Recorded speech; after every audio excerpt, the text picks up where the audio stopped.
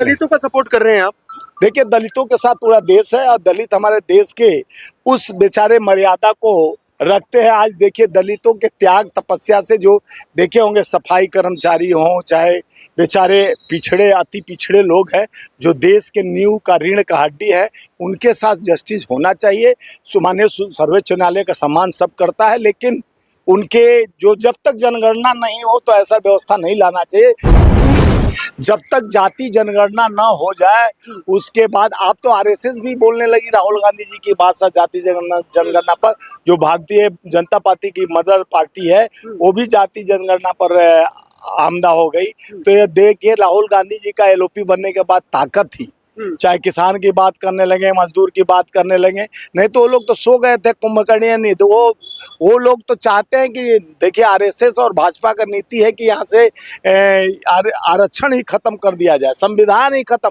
अगर 400 पार अगर उनकी मंसूबा पूरा होता है, हेगड़े जो उनका सांसद कर्नाटका का बोला ही था कि हम लोग का मानसिकता है कि हम संविधान को बदल देंगे। जिस तरह से नाम बदलते हैं, काम नहीं बदलते हैं। काम तो उनका टपक टपक हो रहा है, चाहे रोड टपक रहा है, चाहे पार्लियामेंट टपक रहा है, चाहे देश में देश की दुर्दशा, महिलाओं के साथ रेप हो रहा है। न महिला सुरक्षित है, युवा सुरक्षित है, न नौकरी है, न रोजगार है। ये देखिए, उलूल जुलूल के बातों में समय नष्ट नहीं कर युवाओं को नौकरी के भविष्य का निर्माण करना। क्लासिफिकेशन पर भी सर जो दलित है वो दो खेमों में बटा हुआ है। एक कह रहा है इसका सपोर्ट कर रहा है, एक सपोर्ट नहीं कर रहा है। देखिए, जैसे हमारा पार्टी का नेता ने कहा कि देखिए, पहले जाति जनगणना हो जाए, उसके बाद इसकी हिस्सेदारी भागीदारी होनी चाहिए और देश के सभी लोगों का हक है संविधान पे। और सभी लोग, गरीब तो मान लीजिए श्रवण भी गरीब है तो उनके साथ भी व्यवस्था होना चाहिए, और एससी एसटी के साथ साथ श्रवण भी गरीब। बीजेपी हमेशा से आरोप लगाती है कि जातिगत जनगणना के द्वारा आप राजनीति कर रहे हैं, कांग्रेस पार्टी राजनीति कर रही है। देखिए, कांग्रेस पार्टी राजनीति नहीं करे। आप जब से बीजेपी कब से आज तक जाति जनगणना के खिलाफ ही चल रही थी, और उनका चाहे आरक्षण को खत्म करने की बात हो, चाहे जाति जनगणना, तो उनका तो मेन मंसूबा है कि लोगों को भ्रमित करो, जुमला फेंको और राज करो।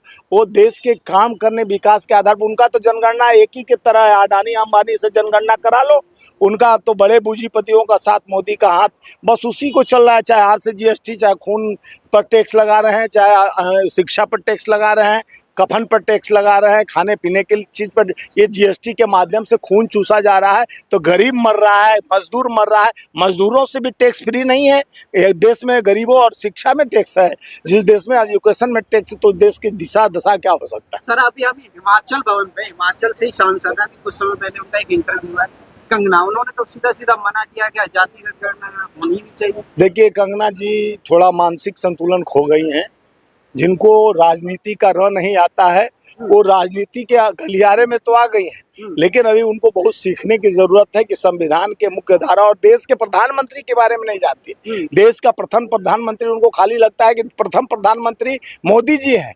उनके प्रथम मोदी जी कुछ दिन में कहने लगे अमित शाह प्रधान प्रधानमंत्री है, क्योंकि 14 के बाद वो आज़ादी उनको दिखता है। तो 47 वाला क्या उनको पता चलेगा कि 47 में जो शहादत दी है, चाहे भगत सिंह, खुदीराम बोस और चंद्रशेखर आजाद और महात्मा गांधी, जो महात्मा गांधी के हत्यारे वाले पार्टी से वो सांसद है, नाथूराम गोडसे की विचारधाराओं पर चलने वाले, उनके पिताजी और दादाजी तो कांग्रेस के उस चीज को, सर्वशक्ति को मानते थे।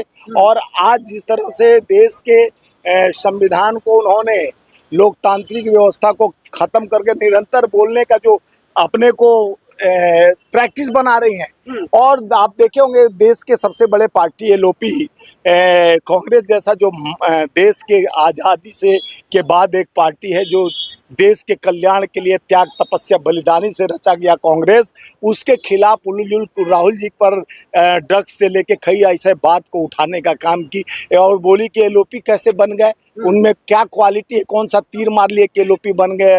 तो उनको एक पत्रकार बताया कि एलओपी कोई तीर मारने से नहीं होता, जनता का विश्वास हुआ। जहां 10% सीट चाहिए 54 सीट, वहां पे वो 99 सीट लेके आया, तो एलओपी उनका अधिकार बनता है, तो उस अधिकार से बने हैं। और तो अधिकार कौन दे दिया? तो इस तरह का सवाल हो चुकाती है। प्रथम प्रधानमंत्री देश का चंद्रशेखर, जब उनके नेता, उनके आका बोलते हैं कि देश के गांधी जी का कैसे जाना, लोग गांधी जी को जाने, चलचित्र पिक्चर जब आया गांधी का, तब उनको, जब उनको गुजरात में ही रहने वाले अपने गांधी को नहीं पहचान सकते, तो उनके आका नहीं पहचान सकते, तो राहुल जी को क्या पहचान? दलितों का सपोर्ट कर रहे हैं आप?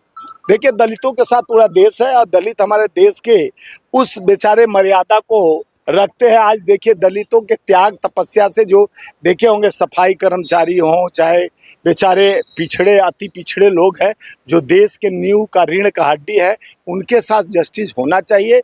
माननीय सर्वोच्च न्यायालय का सम्मान सब करता है, लेकिन उनके जो जब तक जनगणना नहीं हो तो ऐसा व्यवस्था नहीं लाना चाहिए। सर्वोपरि है पहले जनगणना हो, उसके बाद उसके आधार पर जो गरीब है, आर्थिक जनगणना भी हो, जो गरीब है उनको गरीबी रेखा के नीचे हैं उनको आरक्षण मिलना चाहिए, और जो धनवान होंगे तो उसके बाद पता चल जाएगा कौन धनी है, किसके पास बिल्डिंग है, किसके पास। आज का एक और वो था ईडब्ल्यूएस की तरह एससी में ही एक इस प्रकार का वो बनाना चाहिए, वीकर सेक्शन के लिए कोटा बनाना चाहिए एससी का।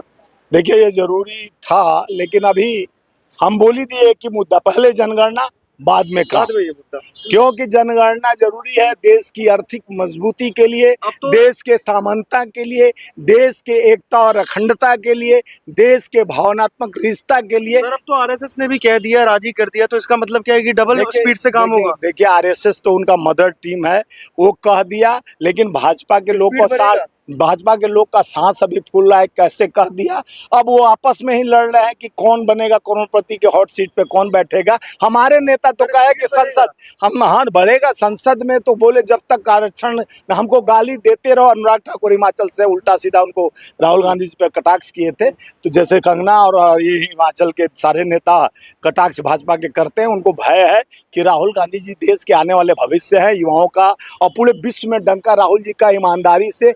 आज देखिए, वाशिंगटन से लेकर अमेरिका तक हर कॉलेज में उनका लोग स्पीच सुन रहे हैं, उनका वाहवाही कर रहे हैं, वेलकम कर रहे हैं कि राहुल एक नेतृत्व है, कि उनके अंदर क्षमता है देश जोड़ने का। जिस तरह से राहुल गांधी जी कन्याकुमारी से कश्मीर और मणिपुर से महाराष्ट्र तक, आज मणिपुर का क्या हाल है, रोज बढ़ते जा रहा है, लेकिन 1.5 साल के बाद भी वहाँ अमन चैन नहीं है। एक बार प्रधानमंत्री देखते हैं कि प्रधानमंत्री ईरान और यूक्रेन के युद्ध के बारे में बात करते हैं, वो रुकवाने की बात करते हैं, लेकिन मणिपुर डबल इंजन की सरकार है, सोए पड़े हैं। जिस तरह से किसान के 3 काले कानून लाकर सो गए थे, 13 महीना बाद कहे कि हमको अभी आभास हुआ कि देश में ऐसे लोग, उनको पता चला, पहले खालिस्तानी पाकिस्तानी उग्रवादी कहते कहते बाद में पता चला कि नहीं, देश के हिस्सा है और किसान आत्मा है, इनके साथ अन्याय मैं किया हूँ। तो हर जोर जुलूम के टक्कर में संघर्ष हमारा नारा इसी के साथ, देश के आम आवाम किसान मजदूर के आवाज़ बनकर हम लोग को काम करना है, और देश में एकता और अखंडता भाईचारे का रिश्ता बना, धर्म जाति में बांटने के काम, खंड खंड में बांटने के काम भाजपा का है।